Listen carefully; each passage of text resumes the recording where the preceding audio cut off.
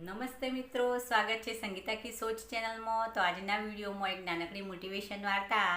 તો એકવાર નારદજીએ વિષ્ણુ ભગવાનને પૂછ્યું કે ભગવાન, જે હંમેશા ભક્તિભાવવાળા હોય છે, દયાભાવવાળા હોય એવા લોકો હંમેશા ગરીબ હોય છે, અને જે છળ કપટ હોય અને પૈસાથી જ પ્રેમ કરતા હોય આવા લોકો હંમેશા સુખી કેમ હોય છે? તો આ સાંભળતો ભગવાન વિષ્ણુએ જે જવાબ આપ્યો કે આ સવાલનો જવાબ તમારે જાણવો હોય તો ચાલો પૃથ્વી લોકમાં મારી સાથે।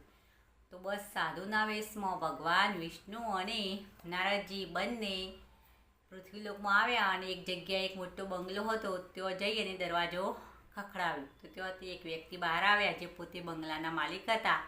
તો એમને જોતો જ વિષ્ણુ ભગવાને કહ્યું કે અમે સાધુ છીએ અને માગીને ખાઈએ છીએ, તો અમારે ખાવા માટે કંઈ જોઈએ છીએ અને કંઈક મદદ બીજી પણ મળી જાય તો વધુ સારું।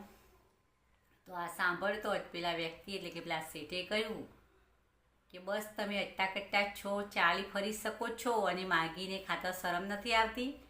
અમારે તો દિવસમાં આવા કેટલાય આવતા હોય તો દરેકને આવી રીતે ખવડાવવા રહીએ તો અમારું શું થાય? એમ કહી અને મોઢા પર દરવાજો બંધ કરી દીધો।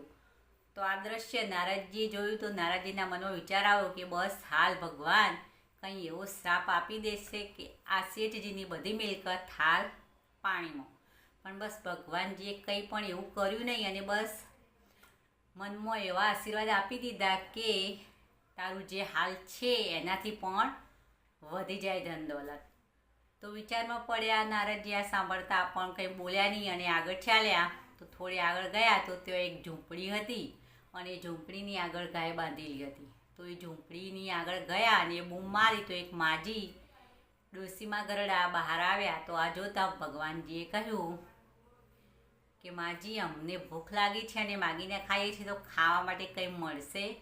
તો માજીએ કહ્યું, આદર સત્કાર કર્યો અને કહ્યું કે ખાવા માટે તો મારી પાસે કંઈ નથી, પણ આ ગાય છે તો ગાયનું દૂધ હું તમને પીવડાવી શકું। અને 2 ગ્લાસ ભરી અને દૂધ એ લોકોને આપ્યું। આ જોતાં જ નારદજીના મનમાં એવો સવાલ ઉદ્ભવ્યો કે આ દૂધ પીતા પછી વિષ્ણુ ભગવાન આ ડોશીમાને એવા આશીર્વાદ આપી શકે કે ઝૂંપડીના બદલે મોટો બંગલો થઈ શકે અને ઘરની આગળ આવી તો કેટલીય ગાયો બાંધેલી હોય, પણ એવું કંઈ પણ થયું નહીં। બસ વિષ્ણુ ભગવાને મનમાં ડોશીમાને એ રીતે વચન દીધા કે જે ઘર આગળ ગાય બાંધેલી એનું મૃત્યુ થવાનું। તો બસ આ સાંભળતો જ નારદજી એકદમ ચિંતિત થઈ ગયા અને કહ્યું, ભગવાન તમે આ શું કરી રહ્યા છો? પેલા વ્યક્તિએ કંઈ પણ આપ્યું નહીં અને મોઢા પર દરવાજો બંધ કર્યો। તો એ વ્યક્તિને આશીર્વાદ આપે કે ધનદોલતમાં વધારો થાય અને આ ડોશીમાએ દૂધ પીવડાવ્યું તો આ ડોશીમાને એક રીતે શ્રાપ આપી દીધો કે ગાયનું મૃત્યુ થાય। તો આમ કેમ? તો આ સાંભળતા જ વિષ્ણુ ભગવાન હસવા લાગ્યા અને કહ્યું છે કે આ કુદરતનો નિયમ છે।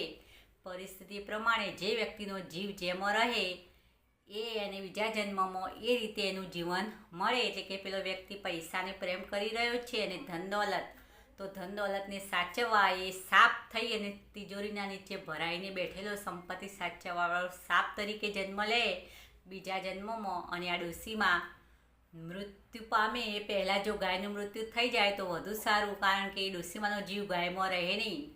નહીંતર જો આ ગાય જીવતી રહે અને ડોશીમાનું મૃત્યુ નજીક આવી જાય તો ડોશીમાનો જીવ ગાયમાં ભરાઈ રહે અને બીજા જન્મમાં ડોશીમાને ગાયની યોનિમાં જન્મ ન લેવો પડે। એ માટે મેં પહેલાં ગાયનું મૃત્યુ નક્કી કરી લીધું કે ગાય મૃત્યુ પામે પછી ડોશી મૃત્યુ પામે તો બસ એ લોકો સીધા એમને મોક્ષ મળી શકે, સ્વર્ગલોકમાં સીધા આવી શકે।